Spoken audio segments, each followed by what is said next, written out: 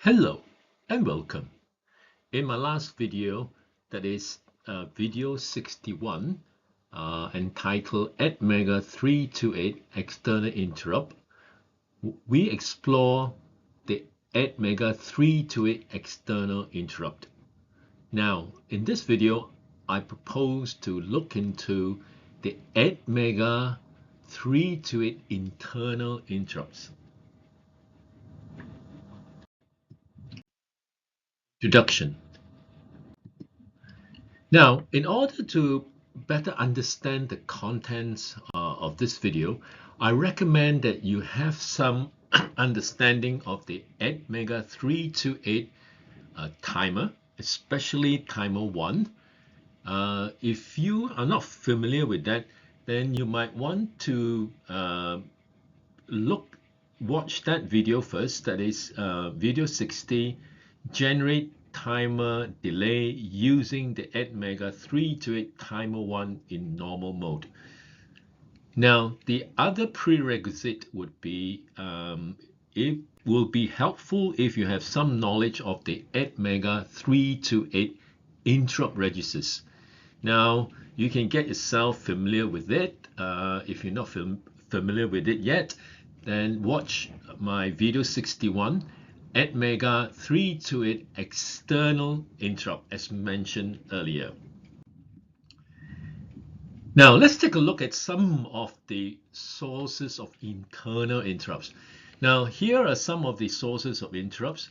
They are not in order of importance, so we start out with the first one, the timer interrupts. Actually, this is the one that we will be looking at. Then followed by the serial communications, universal synchronous asynchronous receiver transmitter. That stands for USAT interrupts. Then there is the serial peripheral interface, or SPI interrupts. And then there is the analog to digital converter, or ADC interrupts. So basically, these are some of the sources of internal interrupts. Okay, so let's take a look at how does an ATmega328 internal interrupt work. Now, the name itself, internal interrupt, tells us that the interrupt will occur inside the microcontroller. So let's take a look at this diagram. This blue box here would represent the microcontroller. So all these that you see here would be inside the microcontroller. So here we have timer 1, and here we have the flash program memory with the main program running. Now, when timer 1 generates the interrupt, it directs the CPU to a vector location. In the case of timer 1, the vector location would be, or the vector address would be 001A hexa. Let's assume that it's here. Now, in this location, you'll find a jump instruction to an ISR. All right, so it gets to that location. Say it will get an instruction to say jump to this ISR, and then execute that ISR. So after the ISR has completed its task, it returns the control back to the main program. Okay, so I think it's best that we use an example to explain the ATmega328 timer interrupt. So let's take a look at the circuit setup. So I have an Arduino Uno here with a couple of LEDs. The first LED, which is a green LED, connected to a 220 ohm resistor, and at the end of that resistor is connected to ground, and the other end of the resistor is connected to the cathode of the green LED, and the anode of the green LED is connected to pin 11 of the Arduino Uno. Now I have randomly chosen the connection, the pins connection, so there is no special reason why I've chosen a pin 11. Now the next one is a red LED. Again, the arrangement is identical to the green LED. So there is a 220 ohm resistor connected to ground, the other side of the resistor connected to the cathode of the red LED, and the anode of the red LED is connected to pin 6 of the Arduino Uno. So basically that's the circuit. Now here is the wiring diagram for the setup that we have mentioned. So I've actually used a mini breadboard for this. So you got a 220 ohm resistor here, a red LED here, a green LED, and do not forget the ground. All right, for the connection. Now let's take a look at the requirements for this particular setup. So the main program should keep the green LED steady on. So that's the task of the main program. Now we're going to use the timer interrupt to toggle the red LED every 0.5 seconds. That means half a second. All right, so basically this is the requirement. So let's take a look at the code for this. Okay, before I go any further, let me clarify the pins mentioned a few moments ago. So this is the Arduino Uno. Let me zoom in on this part here. All right, let's enlarge this part here and look at pin 11. And pin 11 correspond to port B bit 3. All right, so this is port B bit 3 and is pin 11 on the Arduino Uno. And then pin 6 on the Arduino Uno correspond to port D bit 6. Let's take a look at the code that is used in this video. Right, for viewers who have been following my video series, you should be familiar with this part of the code, this part here. So let me just briefly go through it with you. So here is the include directive to include this m328 pdf.inc file. This file here contains all the definition of the registers and so on. Now next comes a .org directive, and it's followed by a hex address. In this case is 0000 hexa. Now that is the vector location for reset. Now in that location we'll find a jump instruction to main, which is the main program here. We'll come to this in a minute. Then next comes another .org, again another address. Here is 0018 hexa. Now this address here is the vector location for the timer 1 overflow, and at 001A at that location you'll find an instruction that says jump to timer 1 ISR. So this is the interrupt service routine. That is when the CPU receives an interrupt signal from timer 1, it will then go to this address and finds the ISR. Next is the .equ equate directive. Here we define a constant and we assign this hex value to it, which is E17B. E17B represent 0.5 of a second. This will be loaded into the timer 1. Now, for viewers who are not familiar with this, you may want to go watch my video on timer 1, generating a delay with timer 1 in normal mode. That will explain how to derive the value for the duration that you want. So check that video out. That is the video on using timer 1 to generate a delay in normal mode, which was mentioned at the beginning of this video. Now, next comes, just a minute, this part here would set up the stack, and setting up the stack is the first procedure for generating an interrupt. We discussed the procedure in my video on the ATmega328 in external interrupts. So the first procedure is to set up the stack, and if you look at these instructions here, we have LDI R20 comma high bracket rem n. Now rem n is the last address in the SRAM. All right, so it's the last address in the SRAM. This address is a 16-bit address. Now R20 is a 8-bit register, so what we need to do here is to split the 16-bit address into low byte and high byte.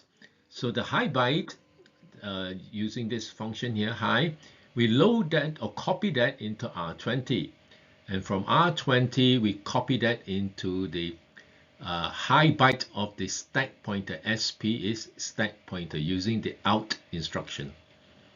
The next two lines here, basically it will copy the low byte address of the RAM address and copies that into R20, and from R20 we send it to the low byte of the stack pointer. So these four instructions here will set up the stack. Then next comes this part. Now this will enable, these two instructions here will enable the overflow interrupt. More details on this in a few moments. And here we have an SEI here instruction that will set the I bit in the status register. Now, this I bit is found in the status register. So set that bit, I bit, to enable the global interrupt.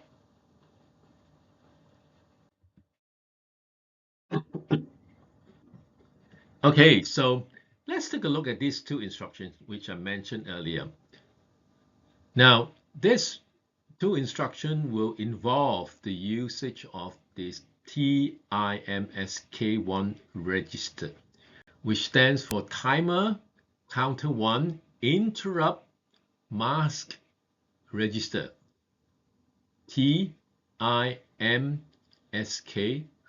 register. All right, and the one because it's a timer counter 1. Now this register is an 8-bit register.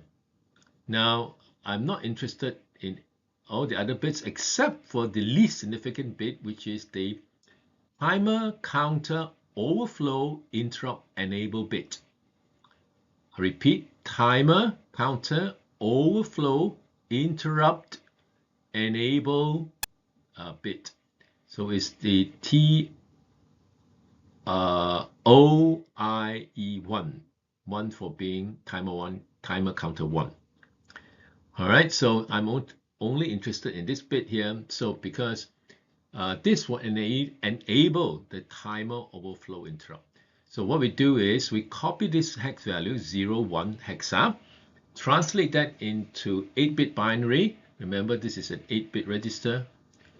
So it's 0, 0, 0, 0, 0, 0, 0, 1. That we will copy this hex equivalent value into R20. From R20, we use the STS instruction to copy that into the TIMSK1 register. So we will then copy this into this register. And that would enable the timer overflow interrupt. Now let's come to this part of the code. All right, I'll be dealing with this a little bit more detail in a few moments, this part here. Now let's go through this part. Now this part here, if you recognize this duration, this is a constant that I defined earlier at the beginning of the code. Now I've given this constant a value. Remember, it is E17B. That is the value for a 0.5 second delay. So copy that high byte into R30. Remember, E17B would be a 16-bit number, so it has to be split up into high byte and low byte. Now copy that into the timer counter 1 high byte. H here stands for high byte. All right. Similarly, here we copy the low byte into R30, and from R30 copy it into timer counter 1 low byte. So this 4 instruction will set up the timer counter. Now this next 4 instruction here will set up the timer control register 1A and timer control register 1B. This two instruction here will set it to normal mode, and this one here, this 2 instruction will select the prescaler, and it's also part of the setting up of the normal mode. I'll come to this part in more detail in a few moments. But first, let's look at this first. Now, this is pretty much straightforward. Here we're setting the data direction register B, bit 3 to output mode. This is connected to a green LED. Then set the data direction for port D, DDR-D, bit 6, and set that as an output mode. That's for the red LED. And then here, you're using SPI port D, bit 6, set it to a 1. Right, that will turn on the red LED. Now this is to set the red LED to a 1 at the beginning of the program. Now coming back to the TCCR1A and TCCR1B, which we've seen earlier. So I repeated that part of the code here to help me to explain this. Now TCCR1A and TCCR1B, they are 8-bit registers. Now to set the thing to operate in normal mode, we need these 4 bits: WGM10, WGM11, WGM12, and WGM13. So we need these 4 bits to be set to 0, 0, 0, 0, 0. Now WGM stands for waveform generation mode. So these 4 bits have to be set to 0, 0, 0, 0, 0, 0 for normal mode operation. It's unfortunate these 2 bits here are not included in TCCR1A, but that's the way the ATmega328 microcontroller is designed. So you have to remember, to set the normal mode, we have to take care of the WGMs in both TCCR1A and TCCR1B. So this one is pretty straightforward. So we load or copy hexa 00, which is binary 00, 00, 00, 00, 00. Hexa is 00. Copy that into R31. Use STS, copy contents of R31 to TCCR1A, which is this one here. So we set all this to 0. Then we copy 05 hexa. In binary, that will be 00, 00, 01, 01. So if we now move this into the TCCR1B, then we see 10, 10, 0, and 000. Now look look at the first 5 bits. The first 3 bits, which is CS10, CS11, and CS12. Now these bits have to be set to 101 to get a pre-scalar of 1024. More on this in a few moments. But these two definitely has to be set to 0, 0, because as I mentioned earlier, these 4 bits have to be at 0, 0, 0, 0 to get it to operate in normal mode. Now CS stands for clock select.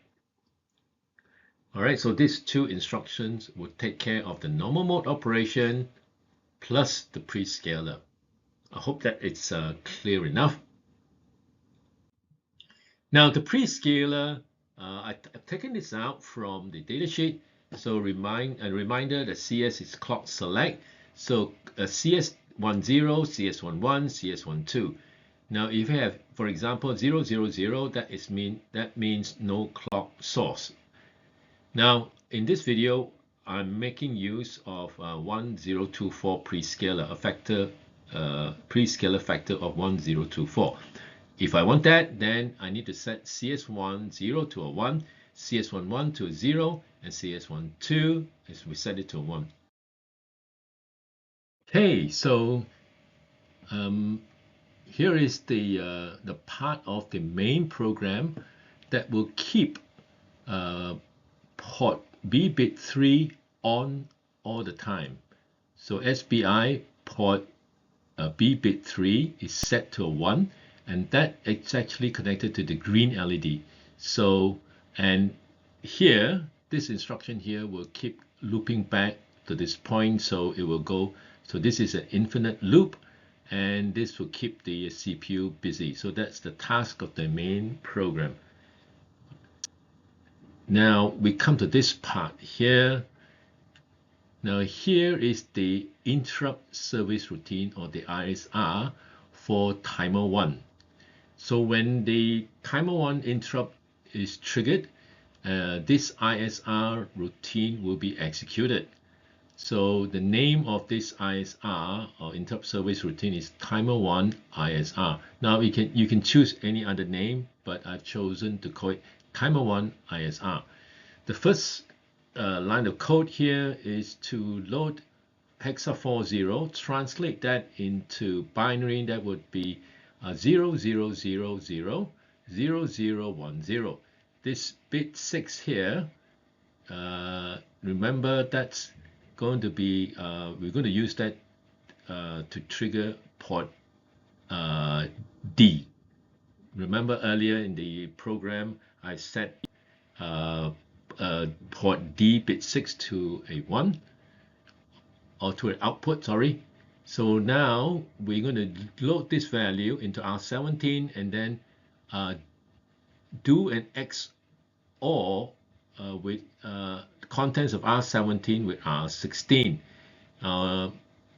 It doesn't really matter what the content of R16. Basically, we're using this to toggle. XOR would toggle that bit, which is bit 6, and display that onto the LED. This happened to be the red LED. So the XOR here, so these 2 instructions basically would toggle the bit 6 LED. So what that means is, if it's a 0, it would toggle it to a 1. If it's a 1, it would toggle it to a 0. Then here, if you notice that this is identical to the earlier part where we set up the duration for timer counter 1 high and timer counter 1 low, it's exactly the same. Now the reason for repeating it here, because before this ISR finished, RETI is returned from interrupt. This instruction will take it back to the main program, or release the control back to the main program. But before it does that, we have to reload timer counter 1 high byte and timer counter 1 low byte with the duration. Code demonstration using single step.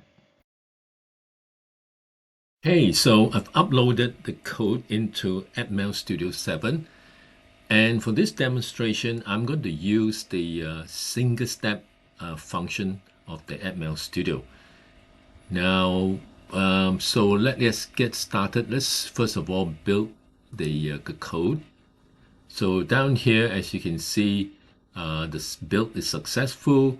So we go to debug and start debugging and break. All right, so now we're ready to single step.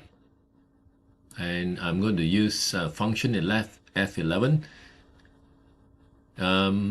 Just before I do that, I'll be referring to this panel, the I/O panel, input/output panel, and also to this panel here. There are two panels. This is the register panel, and this is the processor status panel. So I'll be switching between these panels and this I/O panel. All right, so let's get started. So first thing is function 11. So the first thing is execute this, jumps to the main program. That doesn't mean that the simulator hasn't considered all this. The compiler or the assembler has already taken care of this, so we don't have to worry. But just a reminder, duration is given a value of E17B. All right, just keep that in mind. Now, the first instruction here will load or will copy the high byte of RAM N. RAM N, remember, is the last location in SRAM, so it will load the high byte, copy that into R20, register R20. Register R20 is down here. All right, it's down here. And so watch out for that. So we should see, right, can you see it's highlighted in red? It's 08 hexa, that's the high byte. So copy that into the SPH. SPH is stack pointer high byte. So I need to switch to the processor status. Look for SP. Unfortunately, it's got 08F. That was from my previous run. So let me just reset it to 000. All right. So let's go back here. So function 11. Now it's copy 08 into the high byte. Now go back to the register. Now it's going to copy the low byte into R20. So watch out for R20. At the moment, it's got 08 hexa. So F11, yes, it's FF. That's the high byte. Copy it into the status, stack pointer low byte. So switch to processor status. At the moment, it's got 08. Beg your pardon. Right. So now we've got 08FF in the stack pointer. So the stack pointer is set up now. It's complete. Now let's move the code. So now these two instructions, remember in our early discussion, that would enable timer overflow interrupt. So watch out for R20 again, which is this one. And it's got 01 hexa. Now, when there's a change in the contents of the register, it's always highlighted in red. All right, that's how ATmega Studio does things. Now, this will now copy the contents of R20 into TIMSK1. Now, that is in timer count is 16-bit. So click on that, and there you have it. All these registers associated with timer counter 1 appears here. We are interested in TIMSK1, which is this one here. So watch out for the least significant bit. So F11, yeah, and we've got 01, that is binary 00000001. So that's hexa 01. Okay. Now SEI, that will set the I bit in the status register that is in the process status panel. Here it is. That's the I bit here. Okay, so watch out for this I bit here when I execute this instruction. All right, so now the I bit is set, so that means the global interrupt is enabled. Now the next one copies the value of duration. Remember, duration is given the value E1 7B. So E1 is the high byte, so that will copy into R30. So go switch over to register panel. R30 is here, so watch out for it. Yep, and then copy it to the timer counter. Timer counter is back on this one in the I/O panel, and this one here, right? Here, remember, timer counter is made up of 2 sets of 8 bits. Now watch out what happens here. Nothing's happening. That's because when you copy a high byte into any register, that high byte is put into a temporary register. Unfortunately, we can't see that here. So let's see what happens when we finish executing the next 2 instructions. So in the next here, we'll copy the low byte into R30. So watch out for R30. We should see 7B. Indeed, we do. We see 7B. Now it copies that to the timer counter. Now watch out for the timer counter this time. And there we have it. We have E17B. So it's done the job. Now we come to this part here.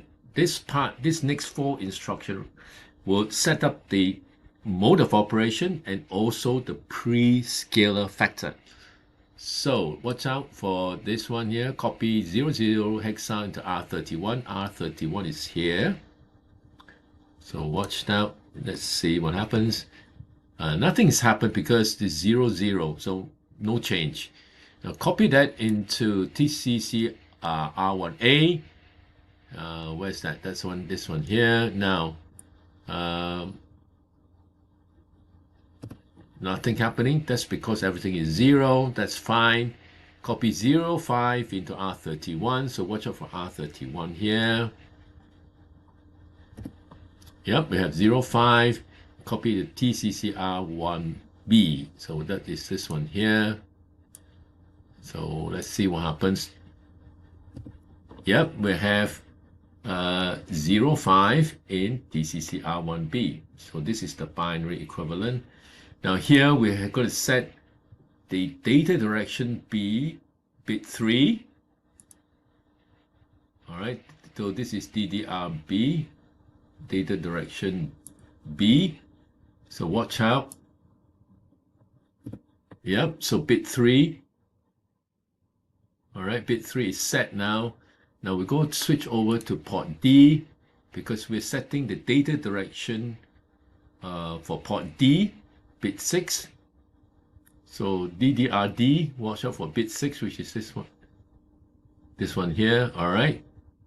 So, yeah, we've got 40, that's this bit here. Then we're going to set this bit here to a 1, port D, bit 6. Yeah, now we're going to switch back to port B because we're setting bit 3 of port B, which is this one here. All right, so that's set, and now this time it will just like go up and down because this is now is an infinite loop. Now, by right, when we have an interrupt occurring at this stage, it should switch to this part here where to execute the ISR. But unfortunately, in ATmega Studio,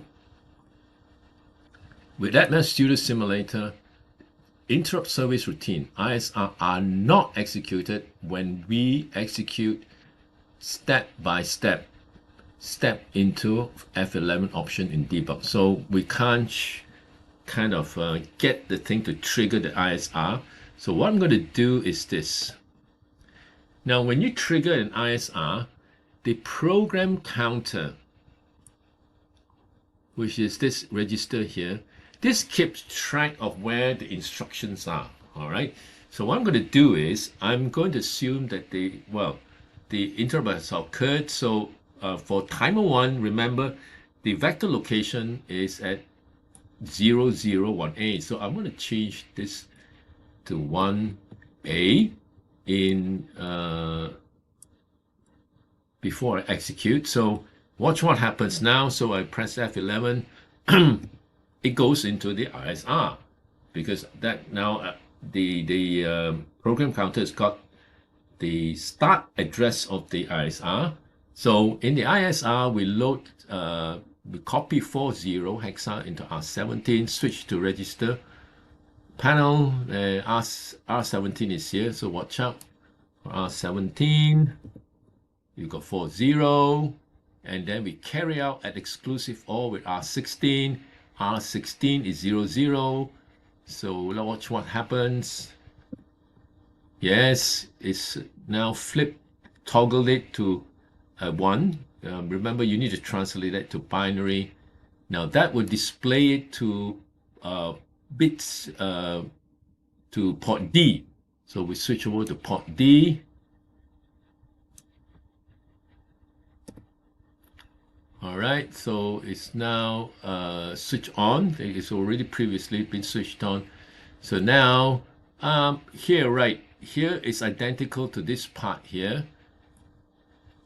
All right, because we need to reload the timer delay value into the timer counter. So basically, we're using this time R29 to do that.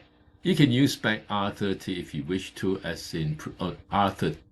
Yeah, R30 previously, but I just want to use a different register. Right, so we have copied that E1, send it to timer counter, which is this one here. Then copy the low byte into R29, and then send it to the timer counter. RTI here means return from interrupt, and it sends it back to the main program. Demonstration. Uploading code to Arduino Uno. Okay, so what we're going to do is we're going to build this code again, and then we go to this time we're going to upload it to the Arduino Uno. Okay, so all right, see, it's successful. So let me just try and see if we can see the effects. Let me just, right, okay. So let me just drag it, and as you can see, the green LED is on, and the red LED is flashing. That's because the timer 1 is interrupting the main program and is flashing the red LED. All right, so okay, so it's satisfactory that we can see that this program is working. So that's it for this demonstration for now. Okay, that's it for this video. I hope you'll find it useful.